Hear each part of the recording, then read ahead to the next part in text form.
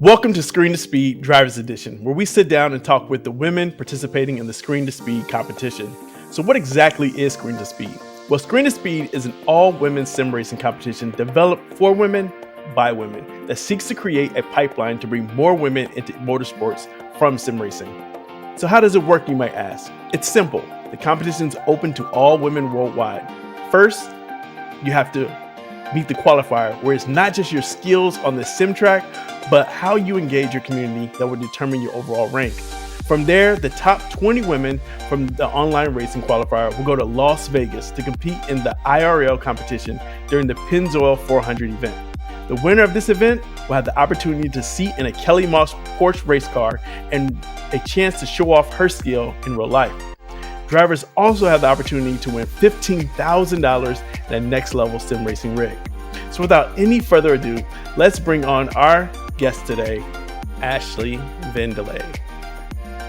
Hey Ash, how's it going? Good, how are you doing? I am doing well. So as you already know, this is a worldwide event, and so therefore we have people from all over who are in competition. And so where are you interviewing from today? I'm currently in Washington, D.C. Nice, Washington. So you're actually the first person that I'm getting to have a conversation with in the United States. So that's pretty cool.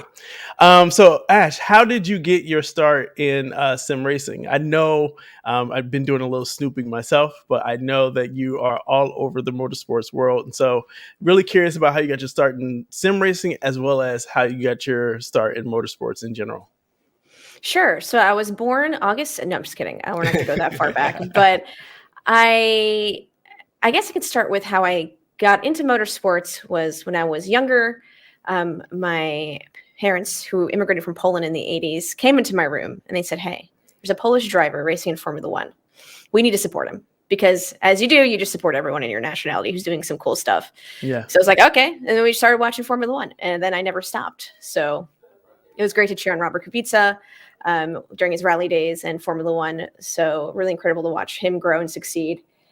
And I just kept watching Formula One. Eventually, during the pandemic, I was talking with my therapist as I had really bad anxiety. And I found some communities in Twitch from video games that I've been playing. And I found some streamers who were really kind, and just talking to people that, because you can't go outside during the pandemic. You couldn't do much at that time when it was at its very high level. So my therapist recommended, hey, why don't you start a motorsports Twitch channel and be that community for someone else? And I was like, well, that's a crazy idea. But she was right. So that's exactly what I did. Nice. And nice. Go ahead. We talk about sim racing wise. I was playing Euro Truck Simulator for fun, why something a little bit different.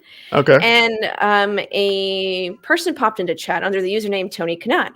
And wow. a bunch of folks were like, "Are you the real Tony Kanaan?" He's like, No, I'm just a big fan. So I used his name on Twitch. No one really thought anything of it. So we're like, "Oh, that's awesome." We're like, "What do you do?" He's like, "I'm a taxi driver in Brazil." And we're like, "Oh, that's awesome. You like sim racing? You like cars?" And he's like, "I love it." And we were just chatting, not realizing it was the real Tony Kanaan. Wow. And then eventually we kind of struck up an internet friendship, and he gifted me 3 months of iRacing. He's like, "Hey, I think you'd really enjoy this. If you don't like it, you don't like it." But that was really nice of him to do that. And turns out I was joining a cult, and I'm addicted. I love it so much. Yes. Now, a couple of things, because I'm going to show you as you are currently racing on screen, so that people understand that you're just not, behind this wheel doing nothing. Just when I spin out, it's really great timing. Hey, no, it's okay. It's okay. I mean, what I've learned in sim racing and just racing over these few years is that, hey, you're going to crash, you're going to spin out. That's a part of the journey. That's a part of the process, so that you learn not to do it. Right. So it's part of learning the track. So, hey, it is way okay. It just means you're human. So, but beyond that, you mentioned Tony Kanaan. For those people who might not know who he is, can you share a little bit about who he is? Sure. So, I think one of the biggest wins he's had is the Indy 500, Indy 500 winner, and just multiple participant, as he's been in the Indy 500 multiple times in like top 10, top 3 podium wise.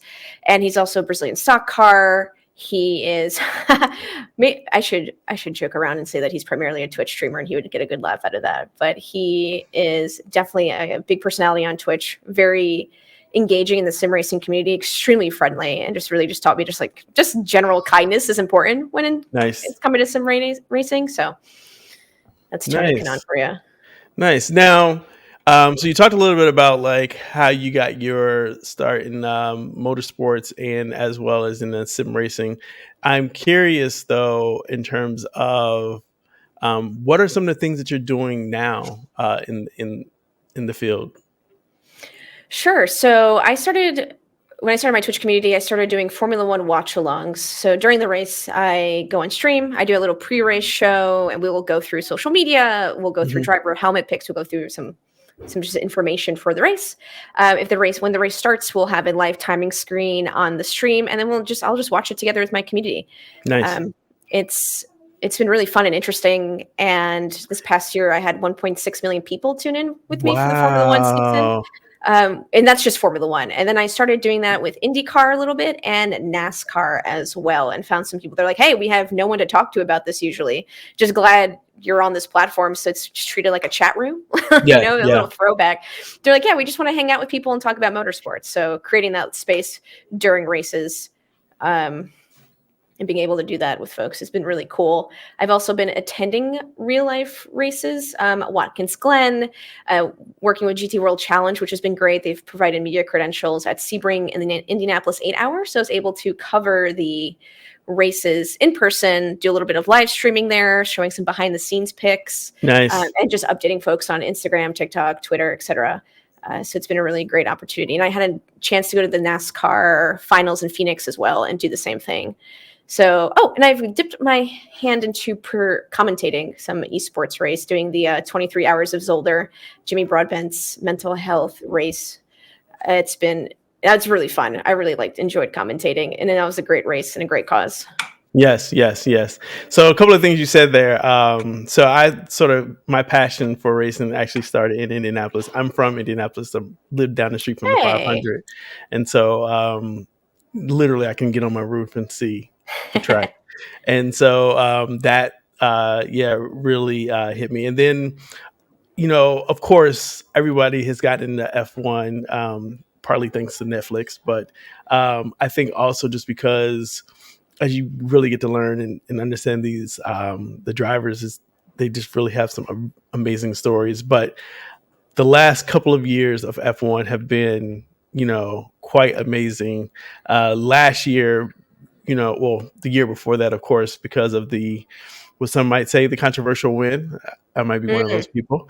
Then, You're not. Yeah, I concur.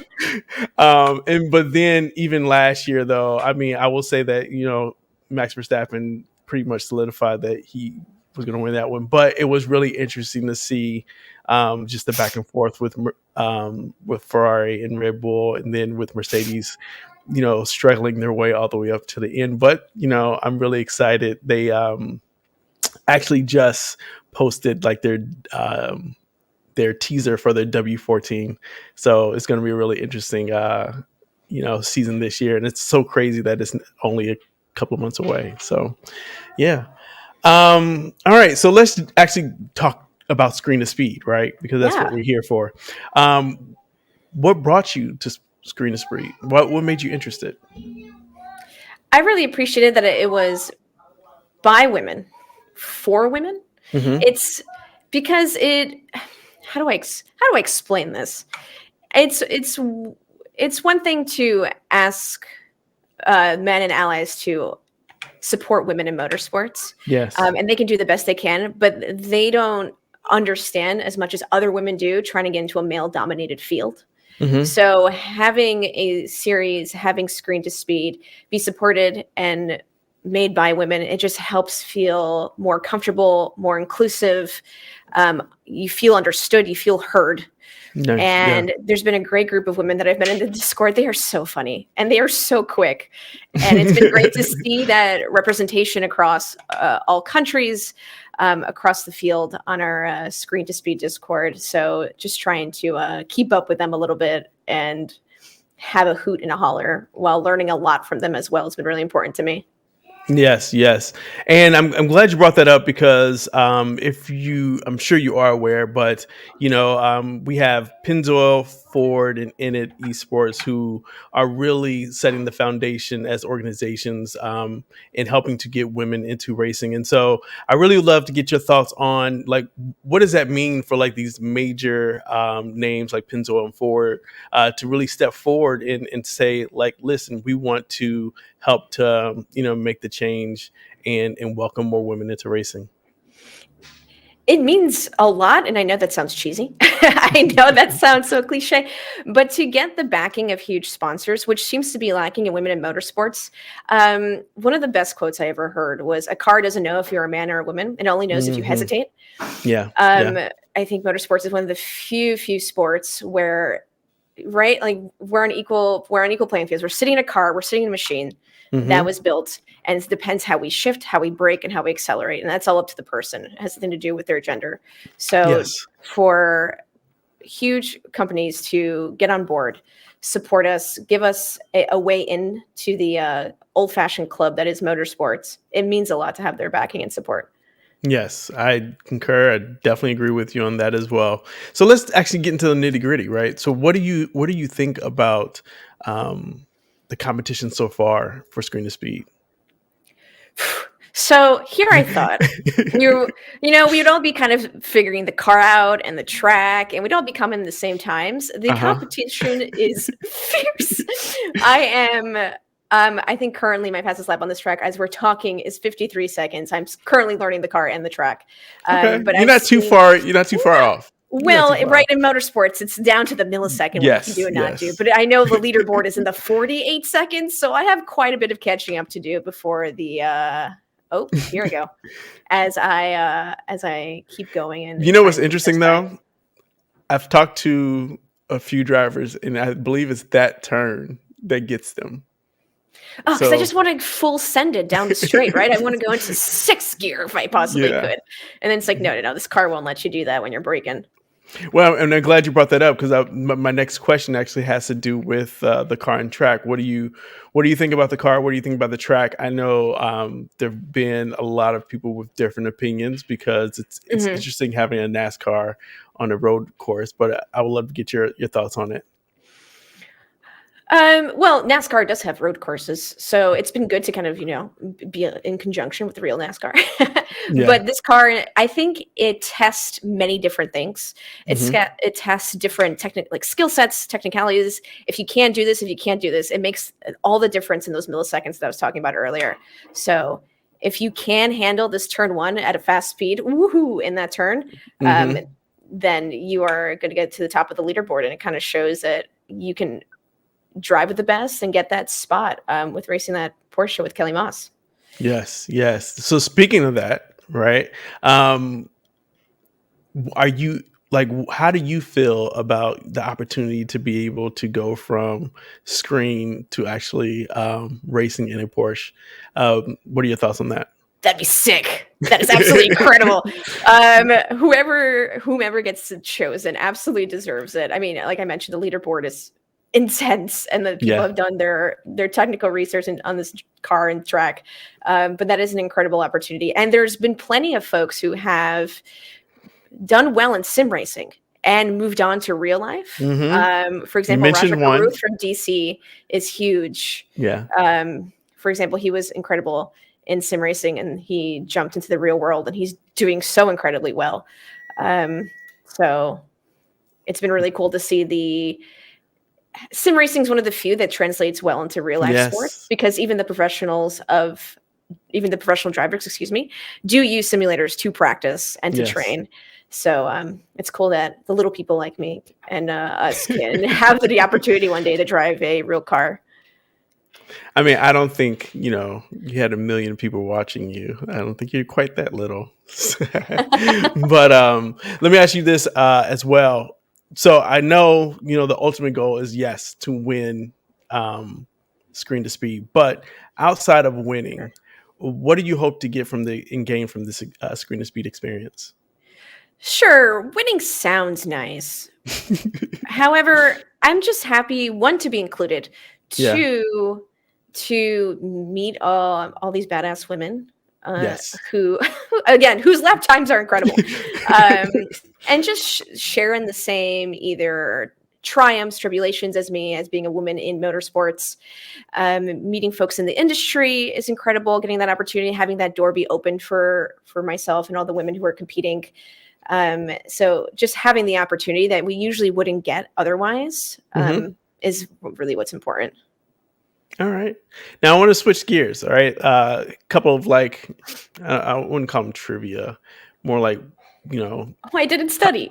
pop questions about you. So Oh, you okay. don't have to study. Imagine if I got that wrong. That'd be embarrassing. All right. So I always love to ask drivers these questions. And so my first question to you is, what is your favorite car to drive? Ooh, In sim first. Let's start with sim. that is a great question. I'm so used to driving road courses, as most of the iRacing events are road. For example, Daytona 24 coming up this weekend. Yes. So driving the Merc GT3. So I just enjoy GT3 cars. But I think otherwise, I had such a great time when the W13 came out into iRacing. Okay. That's the closest I'm going to get to driving a Formula One car ever. And I think we put that car in various tracks that it shouldn't be in. For example, we did the W13 in Laguna Seca. So the Oh, W13 can handle the corkscrew, but you just got to be very careful. And yeah. Yeah. that was just so fun to do with the community. So maybe those high performance cars that you only see on TV and you're like, oh, maybe one day. That is that one day in the sim racing world. Yes. Now, what is your favorite? Do you have a favorite car to drive in real life, or that you would love to drive?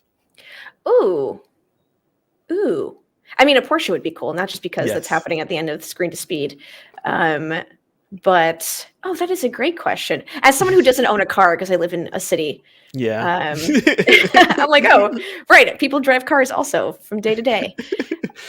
I think any of the GT3s would be an incredible experience, just because I see most of those when I'm watching IMSA, and it just be very, very cool. And maybe some NASCAR ovals, just because I'm a super speedway girl, I should be honest.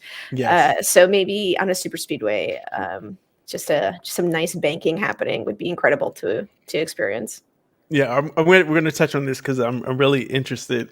I've really tried, Ash, to get into anything else out of F1 and IndyCar racing. Is kind of hard. Well, I do GT, but like NASCAR has just really been difficult. And I don't know if I'm going to dig myself in a hole here, but but we'll touch on that in a minute. I have two more questions I was getting so ready in this to be on round. the defensive. I don't know if you saw my face. I was like, well, let me tell you. No. So I have the other question. So favorite track? Do you have a favorite track that you like to drive? Yes, I think this is a generic answer that everyone's going to either roll their eyes at or laugh, but Spa.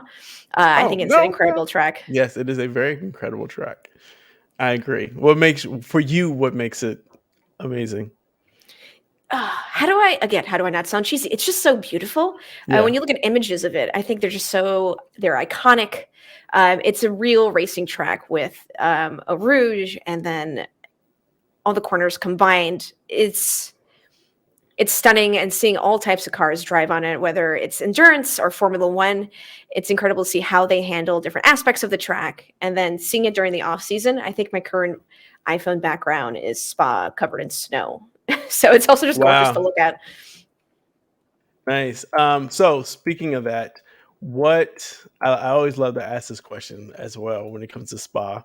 What gear do you aspire to when you hit the hill? Oh, full send it. As far as Nice. yeah, don't let go. All right. All right. I mean, listen, I've I'm I've done it, but I'm not consistent in it. I end up like hitting the top of the hill and then veering way off to the right. So Right. It depends on car, right? yeah. Downforce, but at some point you're just like, oh, let's see what happens. Just get into a hosted lobby and just try every single car and go for it. It's been fun. Nice, nice. All right, so let's talk a little bit about NASCAR, right? Sure. What is it that you love about NASCAR and in cars driving in circles? Not that I now remember I grew up watching IndyCar, so all I knew for a while was cars driving in circles. But Sure. Ooh. yeah, By the way, NASCAR does have road courses, so they don't only drive in Yes. circles. So that is the Yes. argument that some folks are making. Also, I don't believe in track limits, clearly, as everyone can see. Um, I How do I explain my love of NASCAR currently? I've been familiar with NASCAR. I think I really fell in love with it the past year or so.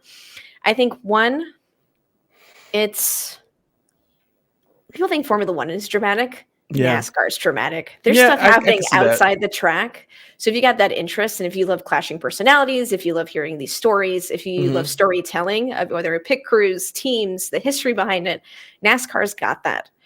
Okay. Um, it's also much harder than people think. Some folks are like, "Oh, it's an oval. How hard is it to go in a circle?" And then you get into an Oh. iRacing oval, and you're like, "Sheesh." Yeah, yeah. You're like, you have to be extremely careful, especially when you're going side by side. You're three wide, and the tiniest mistake can really cost you and everyone else's race. So I think with its vast history, the storytelling, the people behind it, it's an incredible sport, and the skill it takes. Once you realize how much skill Mhm. it takes, you're like, man, how are they talking to their crew chief and doing this right now? Yeah. Um, i.e., me having this interview and trying to learn this track and drive this car. It's At night at that, or at you what? definitely respect it, right? You can't see At anything. There's dusk. no lights on here. Um, it's it's very cool, and I've been to a few NASCAR races, and the atmosphere when you go with your friends, you can bring a cooler onto the into the track, so your favorite drinks, some food, etc., Yeah. and just have a good time. Nice, nice. All right, so let's switch up a little more because we're going to be wrapping up here shortly. Um, Oh, I can talk for days, so a just let me lot know. of people think that your name. Well, actually, I don't even want to go there yet because you Oh, you okay. made a great point in the pre-interview, and I really wanted to share it here. You sort of mentioned it when you talked about NASCAR, and I think that a lot of people always focus a lot on the drivers when it comes to racing, whether it's sim Yes. racing and or racing in real life. And you said something in the pre-interview, and I would love for you to sort of like expound upon it in terms of like who actually is an actual, race race race car driver, and because it's bigger than just the driver, right? And it's bigger than just the team. And so you had shared that, and you had talked a little bit about like part of what you love to do is like help to educate people Mhm. more on racing. And can you talk a little bit about that? Sure. So I think I'm thinking primarily American sports, right? When you're watching Hmm. hockey, you see the team, you see the managers on the side. And baseball, you see everyone. Football, you see everyone on the sidelines. Motorsports, you don't get that. You Yeah. see the driver, and that's where people have that driver infinity, and they talk about drivers a lot. But it's hundreds of people built that car. Hundreds of Hmm. people have the strategy. People are behind the marking of it. The IT department who deals with the drivers' laptops when they're on the track and trying to read telemetry. It takes a whole team that we don't get to see. Yeah. So I think it's really important to bring those stories to light and realize, be like, hey, when Formula One's in Mexico, it's at a higher elevation. So they have to change the configuration of the engine because the air is different at a higher elevation. Right. Um, so it's the little things like that that people don't realize they go into it. You just don't get in a car and press the accelerator and hope for the best. It takes a team analyzing things like weather, track temperature, anything from tires, coefficient of friction. It's the coolest little things that you would have otherwise known about. Yes, I definitely agree, and I'm glad you said that because I think it's important because even in the sim racing atmosphere, it's the same, right?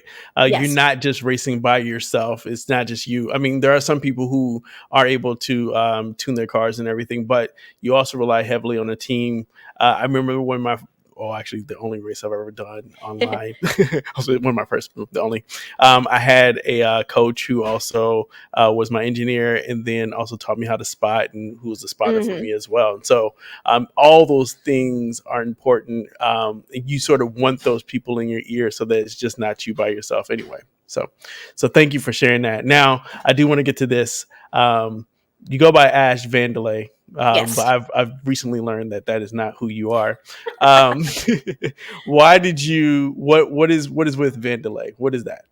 Sure. So mainly on Twitch, people have usernames of some kind of like an AOL screen name back in the Yeah. day, or when we had funny emails as kids, right? Hmm.